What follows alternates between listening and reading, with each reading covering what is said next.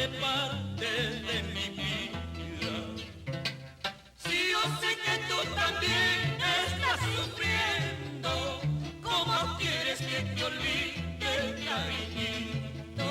Si en la distancia divina más se quiere, no es justo que lleguemos a separarnos.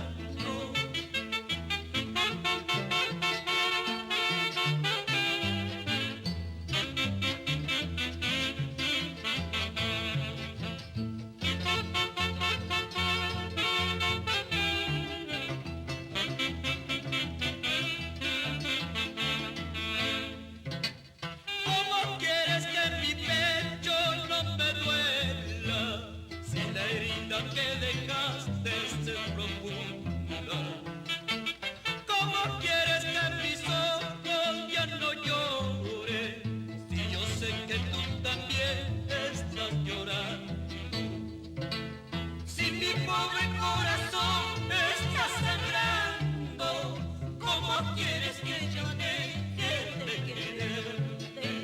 Si el fruto de nuestro amor son nuestros hijos, de lo que nunca podremos olvidarnos.